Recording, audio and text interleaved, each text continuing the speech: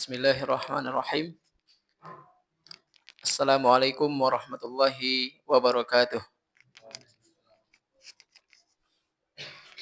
Alhamdulillahi rabbil alamin. Hamdan yuwafi ni'amahu wa yukafi'u mazidah. Allahumma lakal hamdu kama yanbaghi li jalali wajhikal karimi wa 'azimi sultanik. Asyhadu an la ilaha illallah wahdahu la syarikalah wa asyhadu anna Muhammadan 'abduhu wa rasuluh la nabiyya wa la rasula ba'dah. Allahumma salli wa sallim wa barik ala nabiyyina Muhammad wa ala ali Muhammad. Bapak-bapak dan ibu-ibu, hadirin wal hadirat yang dimuliakan oleh Allah Subhanahu wa taala. Alhamdulillah kita lantunkan rasa puji dan syukur kehadiran Allah Subhanahu wa taala karena Allah selalu melimpahkan kepada kita berbagai rahmat dan nikmat-Nya yang tiada terhingga. Semoga Allah Subhanahu wa taala juga menganugerahkan kepada kita rasa syukur akan nikmat-nikmat tersebut yang tentunya diawali dengan rasa sadar akan nikmat yang ada. Ketika kita menyadari suatu nikmat dan merasakan bahwasanya itu adalah pemberian dari Allah Subhanahu wa taala, maka rasa sadar itu akan membuat kita terdorong untuk bersyukur. Di antara nikmat yang kita rasakan hingga saat ini, terkhusus kita yang ada di Indonesia adalah nikmat keamanan. Beberapa hari ini ya kita ketahui di media itu sedang ramai kabar berita tentang negara Suriah yang mereka bertahun-tahun berada dalam kondisi perang saudara. Nah, kalau kita dengar cerita mereka yang ada di sana, kaum muslimin yang ada itu tidak bebas dalam belajar, ya. Sampai-sampai diibaratkan ada yang menceritakan setiap dinding atau setiap ruangan yang ada di negara tersebut itu sama seperti seperti CCTV. Ketika ada ungkapan-ungkapan yang salah, ujung-ujungnya nanti akan masuk penjara, akan ditangkap dan lain sebagainya. Adapun di Indonesia, Masya Allah, ya,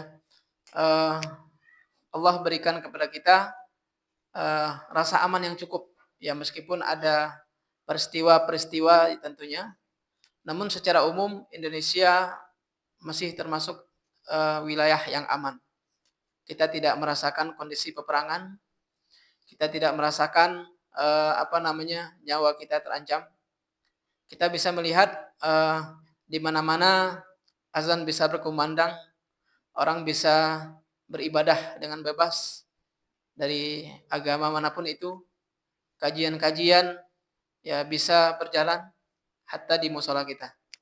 Nah, ini merupakan sebuah kenikmatan daripada Allah Subhanahu wa taala yang patut kita syukuri. Semoga kita semua berkenan untuk memanfaatkan ya waktu yang sedikit di Ahad malam ini untuk ya sama-sama ya mempelajari ya ilmu, yaitu ya qala Allah wa qala Rasulullah sallallahu alaihi wasallam. Ya firman-firman Allah Subhanahu wa taala dan sabda-sabda Rasulullah sallallahu alaihi wasallam. Nauzubillahi min dzalik, kita berlindung kepada Allah jika misalkan suatu saat Indonesia tidak dalam kondisi aman. Nah, maka kita akan kesulitan untuk ya belajar. Mungkin nanti akan dijauhkan misalkan dari Al-Qur'an dan lain sebagainya. Nah, maka masa-masa aman ini adalah ya Nabi mengatakan wa faraghaka qabla syughlika, ya. Waktu lapang engkau sebelum waktu sibuk. Ya, termasuk waktunya ketika ada kesempatan sebelum hilang kesempatan. Ketika kita masih memiliki kemampuan untuk belajar, ya. Apalagi di lingkungan kita, ya, kita tidak perlu jauh-jauh ya. Tentu, memang dianjurkan untuk berjalan mencari ilmu, namun ketika di lingkungan kita ada kesempatan untuk, belajar bersama, mengaji bersama, maka ini adalah sebuah anugerah, nikmat dari Allah yang patut kita syukuri dengan cara kita berusaha mengikutinya dan tidak meninggalkannya kecuali apabila kita memang memiliki udzur syar'i. Semoga Allah taala menjadikan kita sebagai hamba yang bersyukur sehingga nikmat tersebut, bisa, bertahan ya ada di kita. Pada kesempatan malam hari ini, eee, alhamdulillah, kita mengetahui di pekan lalu kita telah menyelesaikan hadis yang ke-42 tentang iman dan istiqomah. Artinya, kita telah melewati separuh, ya, separuh pembahasan dari kitab Al-Arba'in An-Nawawiyah. Total hadisnya 42, kalau kita telah melewati 21 berarti pas setengahnya, Pak. Nah, pada kesempatan kali ini kita akan mencoba, mengulangi ya. Sebelumnya ketika kita sampai di hadis yang ke-10, kita mengulangi sedikit hadis pertama sampai dengan hadis yang ke-10. Nah, malam hari ini agar kita kembali bisa mengingat ya, maka kita ingin mengulangi atau membacakan poin-poin penting dari hadis yang ke-11 sampai dengan hadis ke-21. Kemungkinan besar, ini tidak, mungkin hanya satu malam saja ya. Malam ini kita coba hadis 11 sampai dengan hadis yang ke-15 ya. Mudah-mudahan ini dalam rangka kita meneladani, para ulama, yang mana ulama mengatakan ya, laisal ilmu bikathratir riwayah walakinnal ilm al khasyah. Sesungguhnya ilmu itu bukan dengan memperbanyak riwayat, banyak ilmu, banyak tahu hadis ya, banyak, hafal hadis, ya, banyak paham hadis ya. Bukan, tidak jika hanya sampai di sana itu belum bisa dikatakan ilmu. Walakinnal ilm, akan tetapi ilmu itu adalah dengan al khasyah, dengan munculnya khasyatullah ya, rasa takut kepada Allah yang membuat kita terdorong untuk, mengamalkan, ilmu-ilmu tersebut ya. Baik, kita mulai dari hadis yang ke-11. Hadis yang ke-11 berbunyi, An Abi Muhammad Al-Hasan ibni Ali ibni Abi Talib, sibti Rasulillah sallallahu alaihi wasallam wa raihanatihi, qala hafiztu min Rasulillah sallallahu alaihi wasallam. Dari Abu Muhammad, yaitu sahabat Hasan bin Ali bin Abi Talib, cucu Rasulullah sallallahu alaihi wasallam, sekaligus kesayangan beliau, ya. Al Hasan bin Ali radhiyallahu anhu mengatakan, aku menghafal dari Rasulullah sallallahu alaihi wasallam sebuah hadis, da' ma yaribuka ila ma la yaribuka. Tinggalkan apa yang meragukanmu, ila ma la yaribuka, kepada hal yang tidak meragukanmu. Rawahu Tirmidzi wan Nasa'i wa qala Tirmidzi haditsun hasanun sahih. Hadis ini diriwayatkan oleh Imam Tirmidzi, Imam Nasa'i, dan Imam Tirmidzi mengatakan hadisnya derajatnya hasan dan sahih. Apa faedah yang bisa kita ambil secara ringkas dari hadis yang ke-11 ya? Kalau kita tarik ya, maka hadis yang ke-11 ini sebenarnya mengarahkan atau bertujuan agar setiap muslim atau mukmin itu memiliki kemantapan hati, ketenangan hati ya, dan tidak bingung ya, memiliki sikap yang jelas ya, memiliki sikap yang tenang, memiliki sikap yang tidak gampang bingung ya, sehingga dijelaskanlah di sini ya, caranya ya. Jadi tidak ada sesuatu yang membingungkan sebenarnya dalam Islam ya. Artinya dia ada, namun seorang muslim ya mampu untuk mengatasinya. Hadis ini akan membuat kita lebih tenang menjalani kehidupan. Ya, lebih tenang pikiran kita. Ya.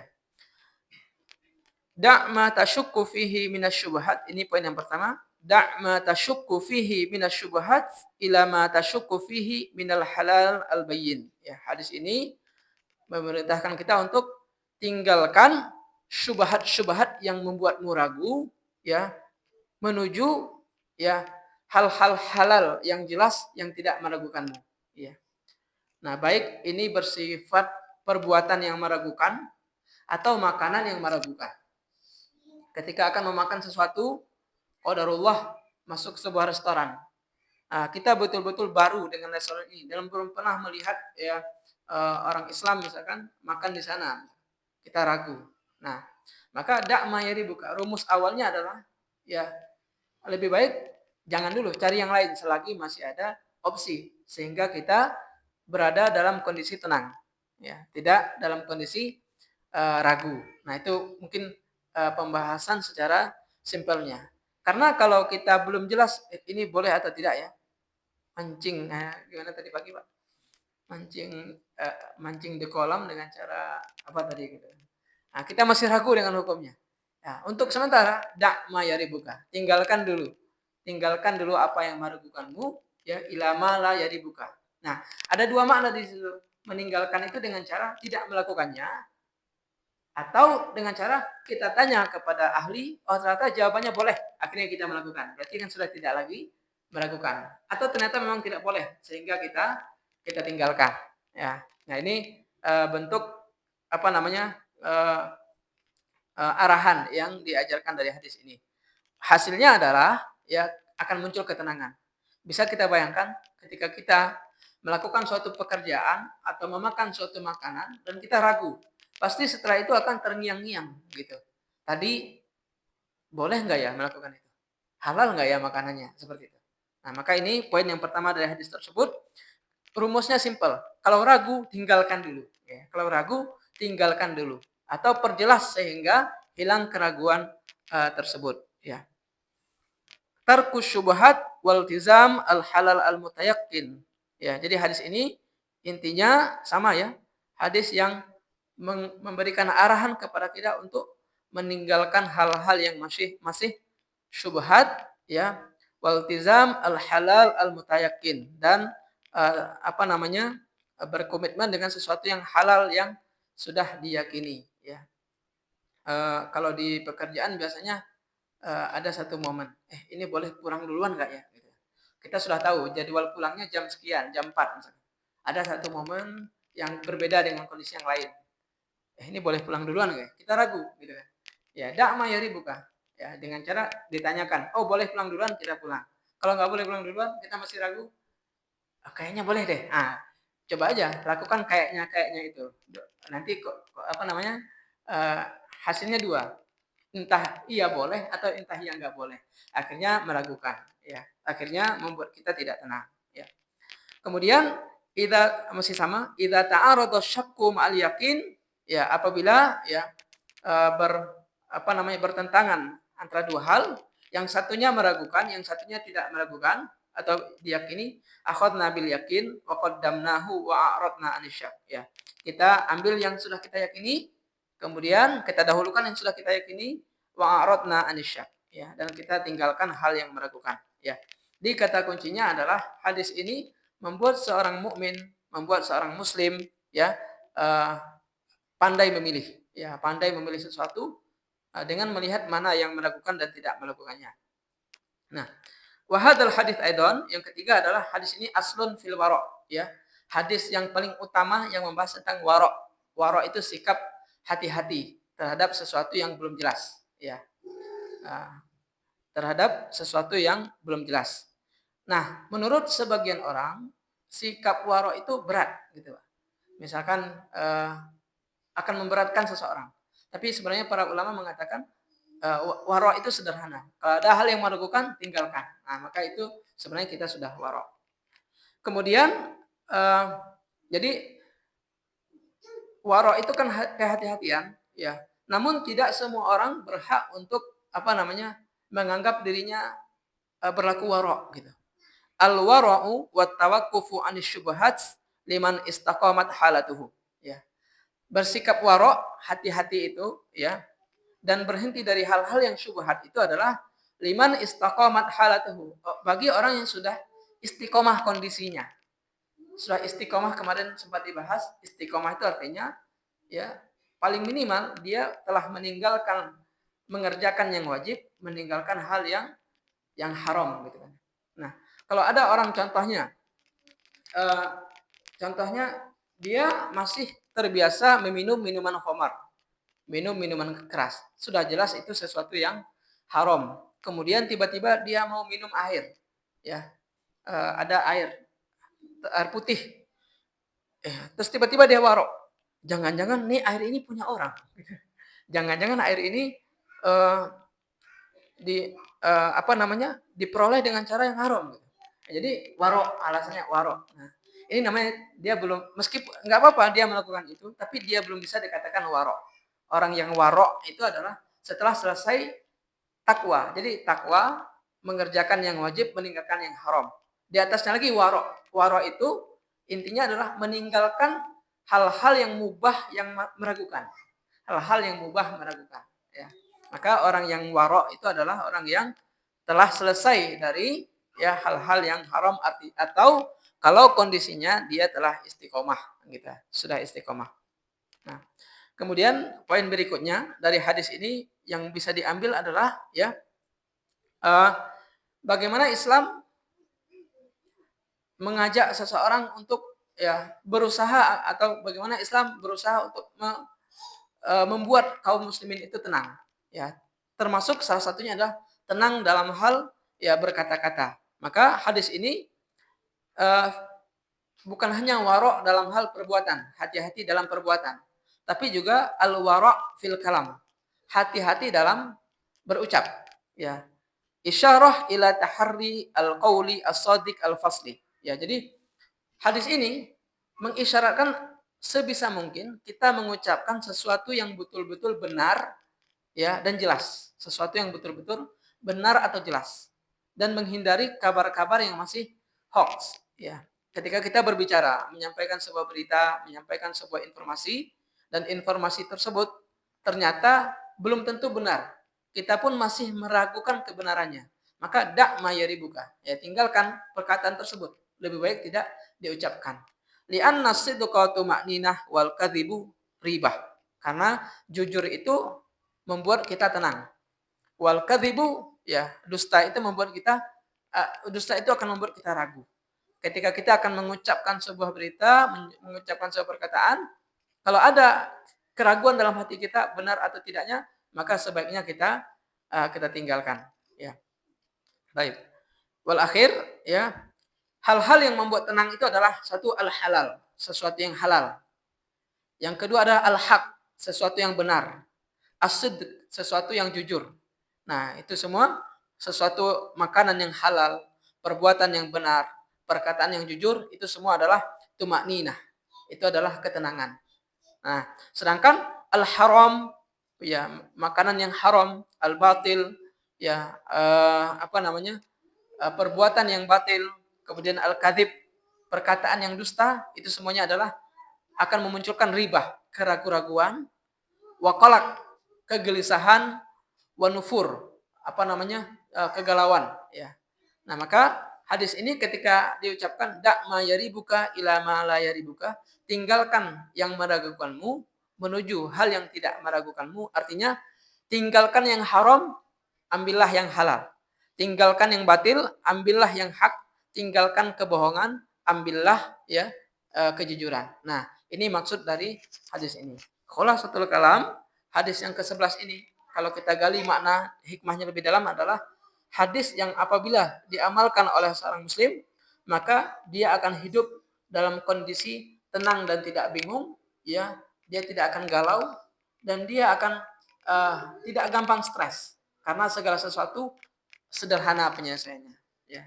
Da'ma yaribuka ila ma la yaribuka. Nah, ini insyaallah ketika dilaksanakan seseorang akan mudah untuk mengerjakan amal-amalan yang diridhai oleh Allah SWT, hidupnya tenang dan hidupnya jauh dari kegalauan. Bayangkan saja seseorang yang berdusta, otomatis dia akan ingat kata-katanya tadi, akan terngiang-ngiang, oh tadi saya ngomong ini. Gimana caranya ya agar memperbaiki kembali misalkan. Tadi sempat memakan yang haram, tadi sempat melakukan hal yang melakukan ternyata haram. Nah, itu akan membuat kita menjadi galau ya. Bahasa anak sekarang galau atau gelisah. Baik, ini kesimpulan dari hadis yang pertama, hadis yang ke-11 ya, hadis yang menunjukkan bagaimana seorang mukmin bisa tenang dalam menjalani hidupnya, bisa tenang dalam berkata-kata ataupun mengkonsumsi makanan dan minuman. Ya. Kemudian hadis yang ke-12 ya, al-hadis yang ke-12 an Abi Hurairah radhiyallahu anhu qol, dari Abu Hurairah radhiyallahu anhu qol, beliau berkata, qala Rasulullah sallallahu alaihi wasallam, Rasulullah sallallahu alaihi wasallam, min husni islamil mar'i tarkuhu ma la ya'ni. Di antara baiknya Islam, tanda baiknya Islam seseorang adalah meninggalkan hal-hal yang tidak penting baginya. Haditsun hasan, hadisnya hasan, derajatnya hasan, rawahu Tirmidzi, diriwayatkan oleh Imam Tirmidzi dan lain-lain. Ya. Kalau hadis yang ke-11 itu membentuk pribadi muslim yang tenang. Ya, pribadi muslim yang tidak ragu-ragu. Ya. Kalau hadis yang ke-12 ini menunjukkan cara agar Islam kita baik, agar iman kita betul. Islam kita baik dan iman kita betul. Ya. Maksud hadisnya adalah min kamali islamihi wa tamamihi wa alamatu sidqi imanihi, ya, tanda sempurnanya Islam seseorang, wa alamati sidqi imanihi, dan tanda jujurnya iman seseorang adalah tarkuhu ma la yahummuhu min amri dunya dini wa dunya. Dia meninggalkan hal-hal yang tidak penting berupa dari urusan tidak penting dalam urusan agama dan urusan dunianya. Nah, kesimpulannya adalah al-ishtighalu bima yufid, ya. Seorang muslim ya yang baik Islamnya, dia mesti sibuk dengan hal-hal yang membawa faedah. Sibuk atau terisi waktunya, terdominasi waktunya, terdominasi umurnya dengan hal-hal yang bermanfaat, ya. Kemudian ya, berarti kalau tanda baiknya seorang muslim adalah dia sibuk ya dengan hal-hal yang membawa faedah, baik faedahnya itu kembali kepada urusan dunia ataupun kembali kepada urusan akhirat. Maka sebaliknya, tanda buruknya Islam seseorang adalah ya al-ishtighalu bima la ya'nihi wal jahlu bi nafsihi wat takallufu ma la ya'ni. Nah, jadi dia sibuk mengerjakan hal yang tidak penting baginya, tidak prioritas, ya. Wal jahlu bi nafsihi, dan dia tidak mengetahui apa yang urusan dia. Misalkan kewajiban dia saat ini adalah bekerja. Tapi kemudian dia sibuk misalkan ngobrol. Ini sudah waktunya bekerja untuk mencari nafkah. Ternyata masih menghabiskan waktu dengan ya ngobrol yang tidak karu-karuan, nonton yang tidak karu-karuan. Nah, berarti kan ini jahlu binafsi. Kita jahil dengan kewajiban kita saat itu. Wat takalluf malayani, atau berlebih-lebihan mengurusi hal yang tidak penting. Berlebih-lebihan mengurusi hal yang tidak penting. Maka ini pertanda Islam seseorang itu tidak baik. Kenapa dianggap tidak baik? Kenapa imannya dianggap tidak baik? Karena dia merasa kalau ya umurnya itu tidak akan dipertanggungjawabkan. Ya, kalau dia akan merasa kalau iman seseorang itu baik, dia akan merasa bahwasanya nanti di hari kiamat semua yang ia lakukan itu akan dipertanggungjawabkan. Nah, ketika iman kita tidak mengingatkan kita akan hal itu, kita akan gampang membuang-buang waktu untuk hal-hal yang tidak bermanfaat. Maka dalam sebuah hadis disebutkan, man yuridillahu bihi khairan istakmalah. Siapa yang Allah inginkan baginya kebaikan, istakmalahu, Allah akan buat dia beramal. Allah akan buat dia beramal. Allah akan buat dia sibuk beramal, ya. Sibuk beramal, sibuk mengisi hari-harinya dengan amalan, dengan perbuatan-perbuatan yang bermanfaat untuk dunia dan akhiratnya. Ibnu Mas'ud, kalau tidak salah ya, sahabat Nabi Ibnu Mas'ud itu mengatakan, orang yang paling aku benci adalah orang yang tidak menyibukkan dirinya, enggak menyibukkan diri dengan amalan akhirat, tidak pula menyibukkan diri dengan urusan dunia. Misalkan kalau menyibukkan diri dengan sholat 5 waktu, berarti itu Dia memang sibuk untuk urusan akhiratnya. Oke, dia nggak ibadah, waktu kosong, ngaji juga nggak. Oke lah, nggak apa-apa. Yang penting dia sibuk melakukan hal yang bermanfaat untuk dirinya, misalkan berolahraga, bekerja, atau dan lain sebagainya, misalkan uh, mengasah pikiran dan lain sebagainya. Nah, namun ada orang yang tidak sama sekali tidak melakukan apa-apa. Nah, itu sangat dibenci oleh sahabat Ibnu Mas'ud radhiyallahu anhu. Ya, orang yang betul-betul nganggur. Kalau bahasa sekarang tuh terlalu banyak rebahannya. Ya. Terlalu banyak rebahannya. Ya, ya, kaum rebahan. Ya. Nah, maka ini yang perlu diketahui ya, tanda baiknya tanda baik Islam kita adalah ketika kita sibuk dengan hal-hal yang berfaedah. Maka hadis ini membuat kita bermuhasabah. Contoh hari Ahad misalkan, dari pagi sampai malam. Nah, dari sekian jam yang kita miliki, berapa yang membawa faedah dan berapa yang tidak membawa faedah. Nah, kalau ternyata lebih banyak yang membawa faedah, berarti Islam kita bagus hari ini. Kalau ternyata banyak yang tidak membawa faedah atau terbuang sia-sia, nggak jelas gitu kan, berarti Islam kita sedang tidak baik hari ini. Ya. Nah, faedahnya apa? Kalau Islam seseorang baik, ya, idza ahsana ahadukum islamah, kalau seseorang bagus Islamnya, fakullu hasanah ya'maluha tuktabu lahu bi asyri amsalihha. Setiap kebaikan yang dia amalkan, pahalanya bisa menjadi dilipat gandakan 10 kali ila sab'i mi'ati dhifin. Sampai 700 kali. Ngajinya orang yang Islamnya baik itu beda dengan ngajinya orang yang Islamnya enggak baik. Ya, orang yang Islamnya baik, dia ngaji. Ya, satu hurufnya mungkin bisa 10 sampai 700. Tapi kalau orang Islamnya enggak baik gitu kan. Karena terlalu banyak, ini bisa jadi pahalanya hanya sekedar saja. Wa kullu sayyi'atin ya'maluha yuktab lahu bimithliha. Nah, adapun kalau dia melakukan keburukan, keburukan itu hanya senilai satu saja, ya. Nah, perlu diketahui juga ya, apabila seseorang telah sibuk dengan hal-hal yang tidak penting baginya, tidak penting bagi urusan dunia dan tidak penting bagi urusan akhirat, ternyata itu juga pertanda bahwasanya Allah berpaling dari orang tersebut. Artinya pertanda bimbingan Allah uh, uh, jauh dari orang tersebut. Ya, dari mana kita ketahui? Ya, Al Hasan Al Basri, salah seorang tabi'in rahimahullahu taala wa radhiyallahu anhu mengatakan, min alamati i'radillahi 'anil 'abdi, di antara tanda berpalingnya Allah dari seorang hamba. Kalau berpaling itu kan artinya Allah enggak peduli lagi. Allah akan membiarkan, ya. An yaj'ala syughlahu fi ma la ya'ni. Allah akan buat kesibukannya itu hanya pada hal-hal yang enggak penting. Pagi nge-game, siang main, malam begadang. Pokoknya enggak ada yang enggak. Ujung-ujungnya ya seperti itu. Tidak ada ilmu yang bertambah, tidak ada amalan yang bertambah, tidak ada perkara dunia yang ia dapatkan, ya tidak ada rezeki yang ia dapatkan, ya. Nah, ini pertanda ya kalau itu yang terjadi, ya waktu terbuang sia-sia berarti kita sedang jauh dari taufik Allah SWT. Tanda orang mendapatkan taufik dari Allah SWT, otomatis dia tidak akan kebingungan ngapain hari ini.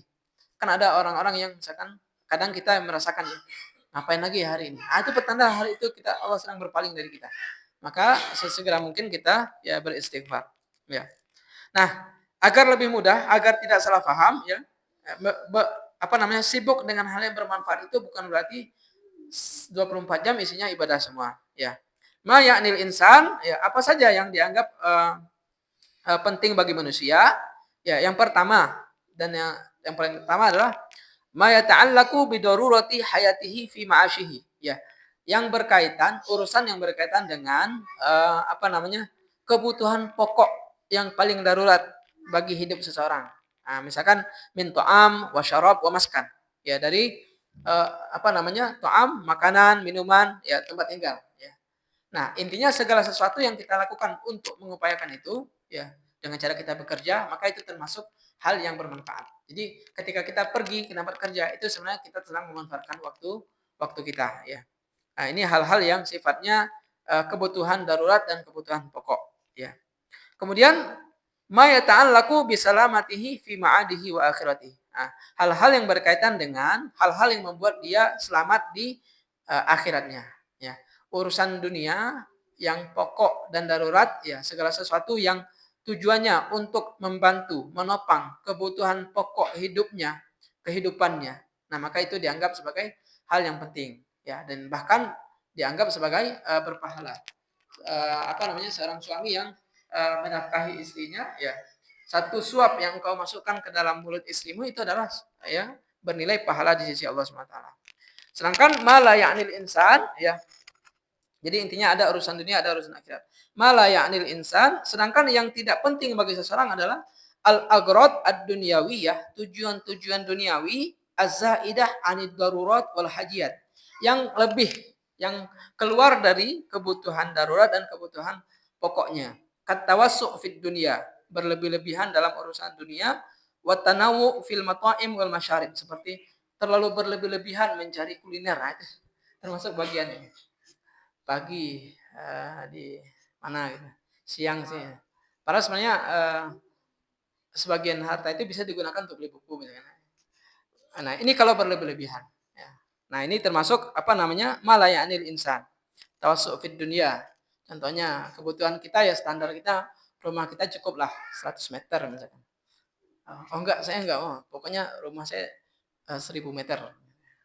Luas rumah bangunan dan ini 1000 meter.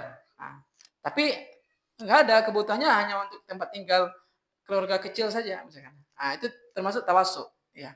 Tapi beda halnya jika ada maksud yang lain. Misalkan di rumah mau dijadikan TPA nih.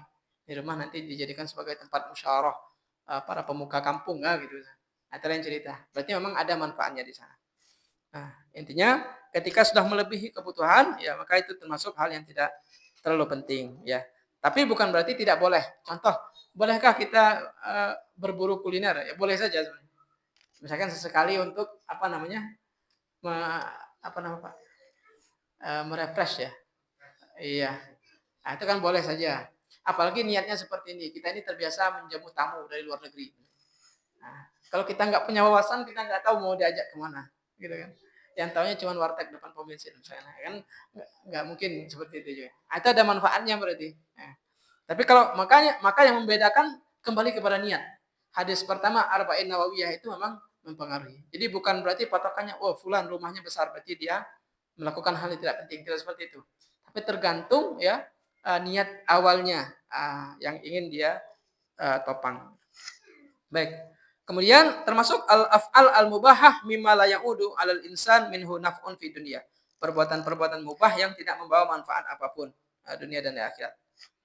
Banyak main, begadang enggak jelas dan lain sebagainya, itu adalah hal yang tidak penting ya. Makanya di malam hari dianjurkan kita tidur lebih awal ya, kecuali memang tidak dianjurkan begadang. Kecuali kalau begadang itu memang ada misalkan nih waktu untuk keluarga, waktu untuk belajar, waktu untuk zikrullah dan lain sebagainya, itu diperbolehkan ya.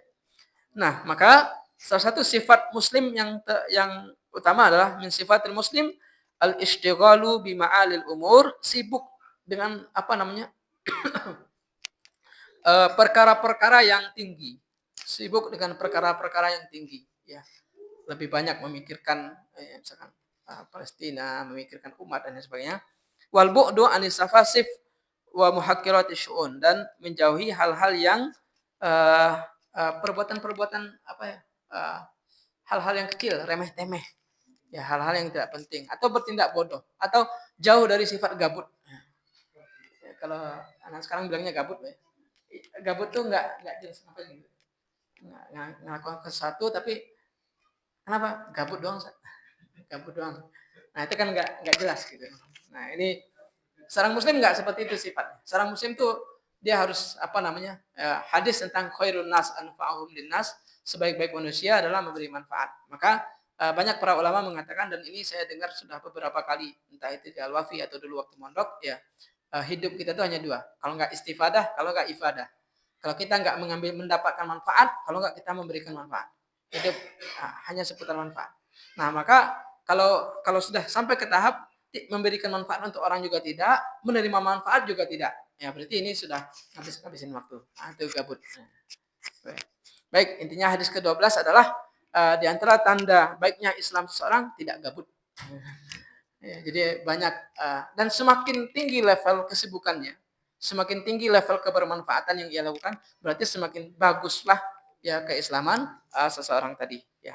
Tapi tentu paling awal adalah dia menyibukkan memberikan kebermanfaatan untuk dirinya dulu gitu. Jangan sampai infak keluar banyak tapi infak untuk keluarga tidak ada sama sekali. Sekolah ngutang ya. anak sekolah ngutang, tapi infak keluar Masya Allah membangun pesantren 30 juta gitu. Misalkan ya, ada pesantren di infak 30 juta.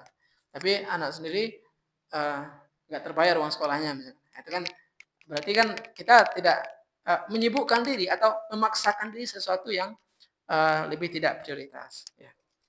Kemudian hadis yang ke-13.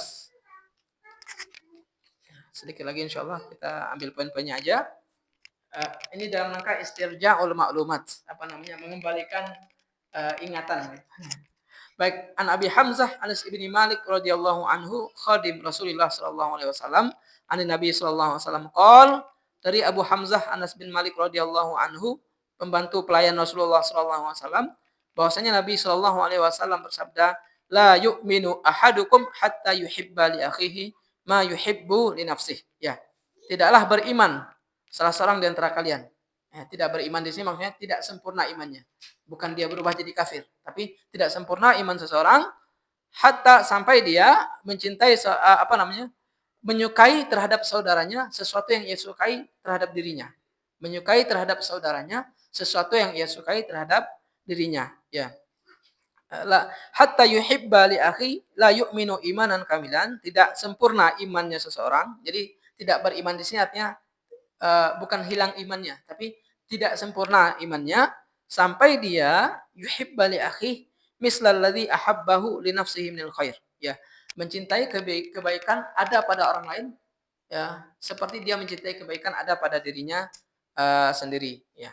Nah, hadis ini ya intinya adalah bagaimana tentang nasrul mahabbah. Ya, hadis ini mendorong seseorang itu ya menyebarkan rasa cinta, ya, nasrul mahabbah fil mujtama'il muslim. Ya, hadis ini pokoknya adalah pokok hadisnya adalah bagaimana rasa cinta itu tersebar dalam masyarakat muslim, ya. Warabtul iman ma'aha, tapi rasa cinta itu didasari karena keimanan, bukan atas dasar manfaat. Oh, orang ini sering ngasih manfaat sama kita, saya suka. Saya mencintai orang tersebut. Orang ini suka merugikan saya nggak suka. Nah, nggak seperti itu. Tapi karena iman. Oh, dia muslim, dia mukmin, berarti kita ya saling mencintai. Nah, kenapa rasa cinta ini harus disebarkan di kalangan suatu masyarakat muslim? Karena itulah penopang kekokohan mereka, ukhuwah, persaudaraan. Ketika suatu komunitas masyarakat ya tidak memiliki rasa cinta satu dengan yang lain, maka yang muncul adalah kekacauan, gampang suudzon, bahkan gampang diadu domba. Ya, ketika umat Islam itu saling mencintai satu dengan yang lain, maka dia tidak akan gampang ya diganggu dari luar. Ya. Maka hadis ini juga ya at-tanfir. Ya, hadis ini adalah isyarat bahwasanya kita ini harus lari. Ya, lari dari apa? Minal hasad wal ananiyah, dari sikap iri ya, wal ananiyah dan egois. Jadi masyarakat muslim itu adalah masyarakat yang tidak hasad dan tidak egois. Li'annahu yatanafa ma'a kamalil iman, karena ini akan bertolak belakang dengan kesempurnaan iman seseorang. Fa innal hasid yakrahu an yafuqahu ahadun fi khair. Orang yang iri dengki itu dia nggak suka kalau ada orang lain mengunggulinya dalam kebaikan. Ya, mengunggulinya dalam kebaikan. Au yusawihi, bahkan dia bukan hanya nggak suka orang melebihi dia, sama aja dengan dirinya, dia nggak suka, nggak senang. Bal bahkan rubbama tamanna zawalahu anhu, ya. Atau bahkan dia berusaha agar kebaikan tersebut nggak ada pada orang tadi. Walau lam yasil ilai, meskipun orang itu tidak mendapatkannya. Contohnya misalkan ada dua orang yang berdagang misalkan, ya. Dia nggak ingin nih teman rekan yang berjualan dengannya ini untungnya lebih tinggi dari dia, ya. Dia pengennya pokoknya saya harus lebih tinggi, ya gitu. Dia harus di bawah saya. Gimana caranya dia di bawah saya? Dia tidak ingin orang lain itu lebih berilmu dari dia nggak ingin ada orang lain yang ilmunya lebih unggul dari dirinya. Atau bahkan kalau sama aja ilmunya, dia nggak akan terima. Kalau perlu orang lain itu ilmunya harus lebih di bawah daripada dirinya. Gitu. Nah, dan kalau misalkan memiliki keluarga misalkan, dia pengen keluarganya itu ada keluarga yang, yang solid gitu. Nah, dia nggak ingin keluarga orang lain seperti itu. Dia nggak nyaman kalau melihat orang lain misalkan keluarganya, utuh dan lain sebagainya. Nah, ini namanya sikap hasad. Nah, hadis ini, ya hadis yang ke-13 ini intinya adalah bagaimana, iman itu membuat seseorang ya, tergerak untuk, eee, mencintai kebaikan ada pada orang lain seperti dia mencintai kebaikan ada pada dirinya sendiri, ya. Baik, insyaallah kita dengarkan dulu azan Isya, setelah itu kita lanjutkan.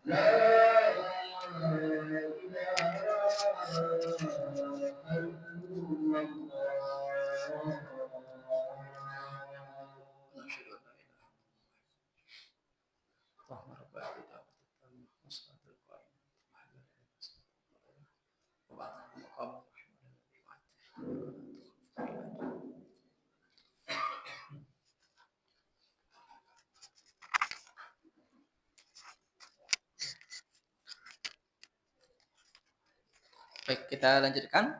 Ya. Hadis yang ke-13 adalah intinya mengaitkan antara kesempurnaan iman seseorang dengan bagaimana dia bersikap terhadap saudara muslim yang lainnya. Bagaimana dia bersikap terhadap saudara muslim lainnya. Arti hadis ini sebenarnya sindiran. Wahai kaum muslimin, mau engkau ngaji khatam 3 hari sekali, sholat 5 waktu di masjid terus, kemudian sholat qiyamul lail nggak pernah ketinggalan, puasa sunnah wajib dilakukan, infak berjuta-juta bertriliun, tapi dalam hati kita masih menginginkan orang lain nggak boleh ngunggulin kita, atau bahkan masih ada rasa benci dengan orang lain, atau ingin orang lain jatuh, ingin orang lain kalah, gitu kan? Ingin orang lain tertinggal, gitu. Orang muslim yang lain tertinggal berarti belum sempurna iman seseorang. Nah, ini masya Allah ya. Ini keunggulan agama Islam. Agama Islam bukanlah agama yang hanya berada di tempat ibadah saja. ya, kesempurnaan iman dan Islam seseorang itu memang berdampak kepada masyarakat sekitar. Ya, munculnya rasa saling mencintai sehingga masyarakat itu akan terbangun. Suatu komplek itu akan terbangun. Nah, maka eh, seperti inilah ya. Hadis ini seakan-akan sindiran. Sindiran bagi kita. Jangan bangga dulu. Wahai muslim, wahai mukmin, wahai muslimah, wahai mukminah, jangan bangga dulu. Jangan merasa sudah soleh dulu. Jangan merasa imannya sudah bagus kalau belum sampai ke tahap ini. Maka dalam hati seorang muslim itu memang betul-betul sofa, ada kejernihan hati gitu. Nah, maka iman itu dibagi menjadi dua ya. Ada aslul iman, ada pokoknya iman. Ada kamalul iman warusukuhu. Ada sempurnanya iman dan kokohnya iman. Belum tentu semua orang yang memiliki iman, imannya sempurna dan kokoh. Nah, adanya iman itu dengan melaksanakan rukun iman. Iman kepada Allah dan hari akhir semuanya. Kita yakin ada hari kiamat. Kita yakin ada hari pembalasan. Nah, itu pokok iman. Kalau ada orang misalkan yakin adanya Allah, tapi dia tidak yakin kalau nanti itu akan ada hari kebangkitan. Ya berarti dia tidak beriman. Nah, sama memang karena pokok imannya itu yang tidak ada. Tapi kalau kamalul iman warusuhuhu ya, sempurnanya iman dan kokohnya iman seseorang itu tidak akan terrealisasi illa fi insani khair, kecuali pada manusia yang baik. Maksudnya ba'idun anil ananiyah, jauh dari sifat egois, wal hikdi, rasa dengki di hati, gerutu terus melihat fulan dapat nikmat, hati itu kebakar. Lihat tetangga misalkan mendapat kenikmatan, hati kita tuh kayak apa namanya, kayak nggak terima. Wal karahiyah, benci, wal hasad ya. Fala yuhibbu linnas illa ma yuhibbu li nafsi. Maka dia ya orang yang imannya sempurna, orang yang imannya kokoh, dia akan apa namanya? Sangat mencintai, sangat suka orang lain itu mendapatkan kebaikan seperti yang dia dapat. Ya, kita mendapatkan apa namanya? Kebaikan-kebaikan. Kita ingin juga orang lain mendapatkan kebaikan yang sama. Nah, secara rinci seperti ini, ya bentuk prakteknya adalah pertama an yuhibba li ghairihi minal khairil mubah wa fi'li ta'at ma yuhibbu li nafsihi ya. Dengan cara ya dia menyukai terjadi pada orang lain ya al khair al mubah, kebaikan yang mubah ataupun fi'lu ta'at atau ketaatan. Kebaikan yang mubah contohnya kita senang dapat hadiah. Ketika orang lain dapat hadiah, kita juga suka. Kita kan senang kalau diri kita dapat hadiah. Kita juga senang kalau orang lain dapat hadiah. Kita senang kalau di rumah kita nyaman, tidak terganggu. Dan kita juga senang orang lain tidak terganggu. Nah, itu yang al khair al mubah, kebaikan yang mubah. Wa fi'lut ta'at, dan perbuatan ketaatan. Kita senang kita bisa ibadah, maka kita juga senang orang lain bisa ibadah. Wa an yubghidha lahum minasyarri wal maksiyah, dan kita juga tidak suka ya orang lain mendapatkan keburukan yang untuk diri kita sendiri kita juga tidak suka. Kita kan nggak mau kelaparan, nah, kita juga tidak terima orang lain kelaparan. Nah, itu contohnya. Kita tidak mau diri kita terjerumus dalam maksiat. Kita juga tidak senang kalau ada orang lain terjerumus dalam kemaksiatan. Intinya apa yang kita senangi untuk diri kita senangi juga itu terjadi pada orang lain. Nah, itu kata kunci dari kesempurnaan iman. Nah, kita cek, misalkan kita punya kenalan dalam satu komplek ini berapa. Nah, maka kita berusaha untuk menginginkan kebaikan kepada mereka semua. Kemudian yang kedua, an yajtahida fi islahi akhihi muslim. Bersungguh-sungguh memperbaiki saudara muslim lainnya. Idza ra'a minhu taqsirun, kalau dia melihat saudara itu ada kekurangan. Contoh misalkan saudara kita ini apa namanya?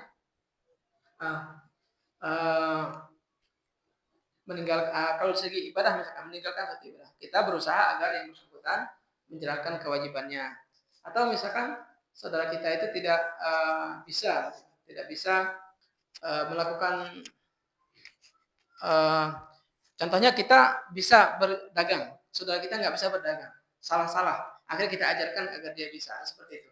Jadi kita menutupi kekurangan yang ada di saudara kita dan kita berusaha menunaikan hak-hak saudara kita yang lain. Ala kulli hal, kita lebih gampangnya coba kita list apa yang kita senangi dari diri kita, A, B, C, D, E, F. Nah, itu pun selayaknya ketika itu muncul pada orang lain, kita pun ikut senang, kita pun ikut bergembira. Kalau belum ada orang lain, kita menginginkan agar orang tersebut juga mendapatkan hal yang tadi. Ya, ini kesimpulan dari hadis yang ke-13. Intinya adalah bagaimana keimanan itu bisa sempurna ya dengan cara ya kita membersihkan hati kita bersih kepada orang lain, siapapun yang kita temui kita tidak ada rasa iri dengan mereka. Nah, ini amalan yang sangat berat ya. Yauma la yanfa'u malun wala banun illa man atallaha biqalbin salim. Hari kiamat adalah pada hari tidak bermanfaat harta dan anak kecuali yang datang kepada Allah dengan qalbun salim, dengan hati yang selamat. Selamat dari penyakit, selamat dari rasa iri, selamat dari yang lain sebagainya. Nah, bahkan sebagian ulama menyebutkan lebih penting kita membersihkan hati kita dari sifat iri daripada kita menyibukkan diri kita dengan memperbanyak nafilah. Ya.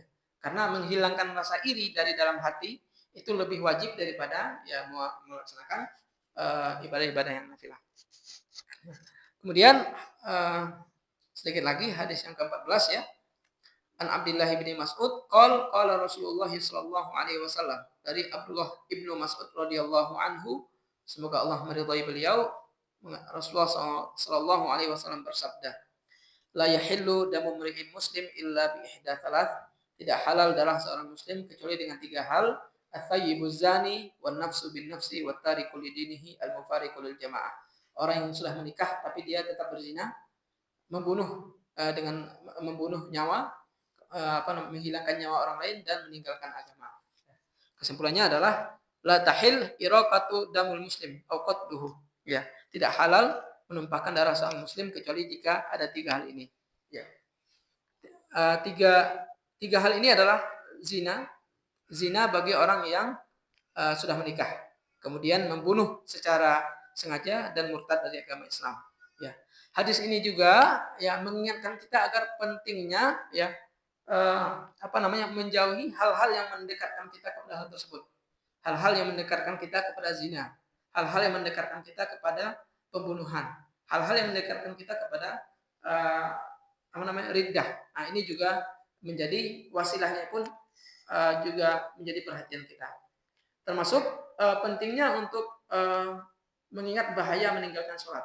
Kenapa? Karena banyak para ulama yang mengatakan ya ada yang mengkafirkan orang yang meninggalkan sholat, ada yang tidak mengkafirkan. Nah, jadi ini berbeda. Oleh karena itu, karena meninggalkan sholat itu dianggap sebagai perbuatan yang membuat seseorang murtad. Nah, kalau seseorang murtad dalam aturan Islam, kalau ada pemerintahan Islam yang sah, adalah orang tersebut disadarkan terlebih dahulu. Ya. Disadarkan, diminta untuk bertaubat selama 3 hari. Enggak juga mau taubat, nah barulah dilaksanakan konsekuensi.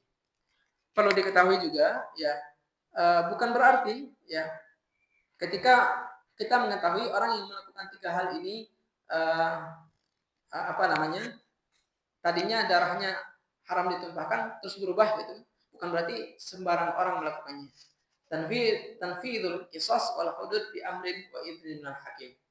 Menunaikan qisas, menunaikan yang tadi ya hukuman-hukuman yang tadi itu harus dengan izin dari pemerintah, karena pemerintah yang tahu. Kalau tidak ada pemerintah, yang terjadi apa? Ada 2 keluarga. Bisa bayangkan, ternyata salah satunya dibunuh oleh keluarga yang lain. Dikisos langsung, enggak terima juga, dikisos lagi, terus sampai selesai, enggak kelar. Nah, ini perkara yang sangat besar. Ya. Baik, sepertinya kita cukupkan dulu sampai dengan hadis yang ke-14. Insyaallah di pekan depan kita lanjutkan ringkasan dari hadis yang ke-15. Ya, kita ambil kesimpulan ya. Intinya dari hadis yang ke-11, hadis ini bertujuan membentuk ya sosok muslim yang memiliki ketenangan jiwa, hati dan pikiran dengan cara dia selalu melakukan hal-hal yang pasti-pasti, hal-hal yang sudah diyakini, entah itu kebenarannya, entah itu kehalalannya, entah itu kejujuran beritanya. Nah, ini manfaat dari hadis yang pertama. Sehingga muslim itu tidak pelin-pelan. Kalau misalkan kita menyebarkan berita yang tidak jelas, datang fulan yang lain. Oh, enggak kayak gitu. Enggak kayak gitu informasinya. Oh iya, akhirnya enggak ada pendirian. Nah, sosok muslim adalah sosok yang memiliki pendirian. Ya, kaidahnya gampang. Kemudian hadis yang ke-12 ya, sosok muslim yang diinginkan adalah ya muslim yang baik, yang berusaha memanfaatkan waktu yang ada untuk hal-hal yang penting, baik bagi urusan dunia maupun urusan akhiratnya. Kemudian hadis yang ke-13 mengajarkan seorang muslim agar